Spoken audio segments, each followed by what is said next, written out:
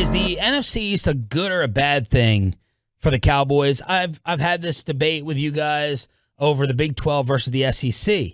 You know, like Clarence Hill, Fort Worth Star-Telegram will say, no, put us in the tougher conference. Troy, when he was here, yep, throw us in to the fire.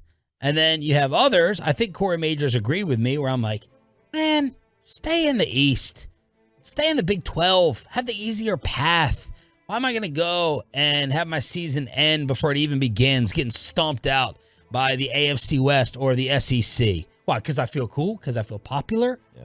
Well, I mean, I don't want to go to a party where there's a bunch of 9s and 10s who are 6'4" and are all millionaires.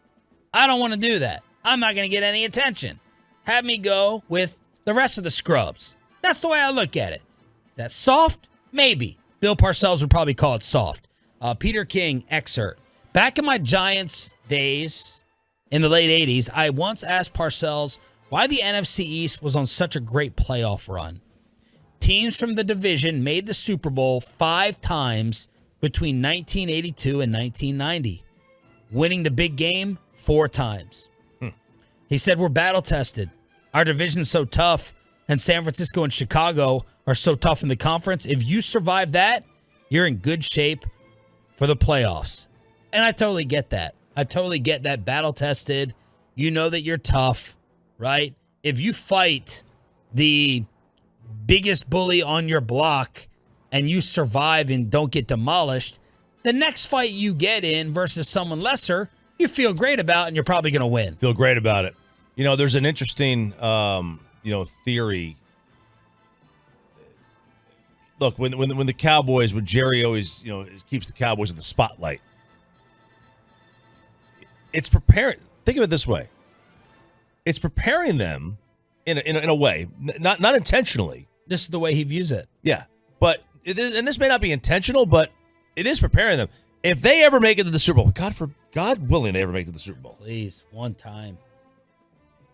The Cowboys should be less impacted by the spotlight of the Super Bowl than their opponent. Totally agree. They show up to Media Day on Tuesday. Now, look, Media Day is going to be much bigger than the scrum that's at AT&T or at the Star. I almost said the Valley Ranch. At the Star. It's going to be much bigger. But I would think the Cowboys and the Yankees are less impacted should be less impacted by the spotlight of the World Series or the Super Bowl than, say, Buffalo or the Minnesota Twins. I agree. That's my assumption. Yep. I could be way wrong.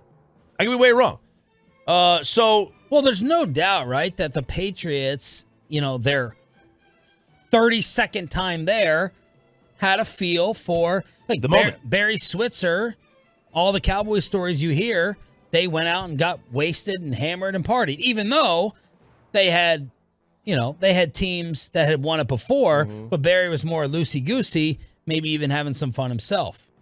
Yeah, and for Barry, I mean, he was a national champ at Oklahoma. I can only imagine what the media in the mid-'80s in Oklahoma was like. It probably wasn't that big. And he comes here, and all of a sudden, holy cow, big room, man. Right? Spotlight. Can you handle it? Some people can't handle it.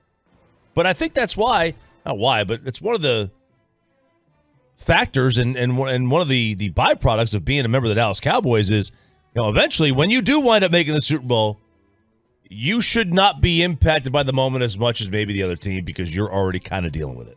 And if you listen to Jerry yesterday with us about 24 hours ago, he takes like a Deion Sanders view on things. And maybe he's missing the other half of it. He thinks the spotlight and the pressure and the Cowboys in the news and the circus, it molds you.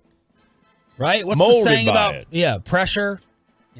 I know pressure bursts pipes, but makes diamonds. Pressure makes diamonds, man. That's what he believes. He doesn't believe in pressure making someone wilt, or he doesn't view it like that.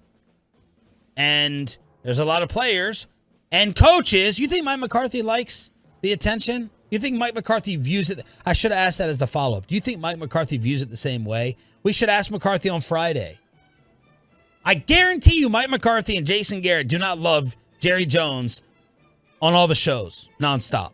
with all the headlines. They don't. Guarantee. They don't. This is the job, part of the job of Jason Garrett and Mike McCarthy. It's the job of diffusing, watering down your owner. Yes. It's the job of Phil Jackson. It's the job of it was the job of Joe Torre to basically be the middleman and protect the players from the owner or the GM. That's the job. That's the job of when you are the head coach or the manager of a handful of teams in each sport, your job is to basically, A, prepare your team to win, but B, man, you've got to shield the players from all the noise. Shield them from the crap that is coming. Because it will. I mean, Jerry basically even said it. Part of my job is to keep the attention on this team.